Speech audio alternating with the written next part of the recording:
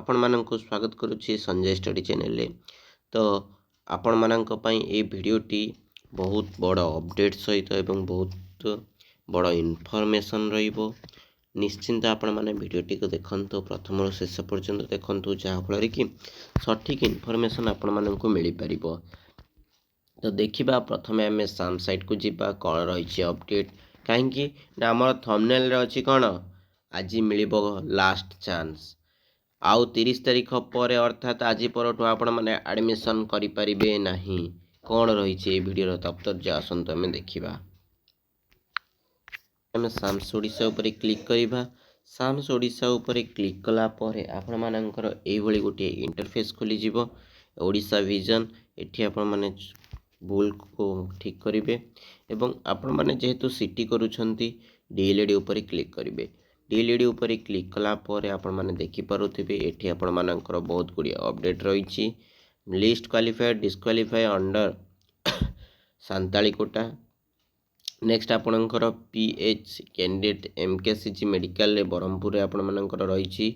जो पिला मानकर वेरिफिकेशन रहिछि से माने जाके वेरिफिकेशन करिवे। ऑलरेडी करि सारि छंती जो माने वेरिफिकेशन करि छंती से माने ठीक कमेंट करो पिला माने।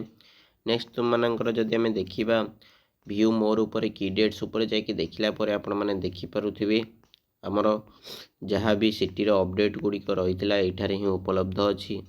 आपण माने देखि पारुथिबे एठी हमर एडमिशन फॉर स्लाइड अप पिला मानकर पई थिला 27 28 एवं सेकंड सिलेक्शन पिला मानकर पई थिला उर्दू स्टेट कंधमाल एवं बीट क्रिश्चियन तेलुगु और सांताली कोटा पिला मानकर पई थिला। सांताली को 30 सांताली पिला माननको छाड़ दे के 29 एवं 30 तारीख दिन थिला एवं आज 30 तारीख सांताली कोटा सहित सेकेंड सिलेक्शन रो जो पिला माने एडमिशन करि नाहंती 29 तारीख दिन से माननका पई रहिछि आज रो डेट लास्ट डेट। आज पिला माने से मानकर कोन रहिछि लास्ट डेट रहिछि। जदि से माने एडमिशन न करंती तेबे से माननको आउ चांस मिलिबो नाही। यहाँ परे तुम मानक आसंता काली मु आनी देवी थर्ड सिलेक्शन आसीबो कि नहीं एवं यार आज ठीक संध्यारे अर्थात 3टा 3:30 बेल को आपण मानक मिल जिवो केते पिला एडमिशन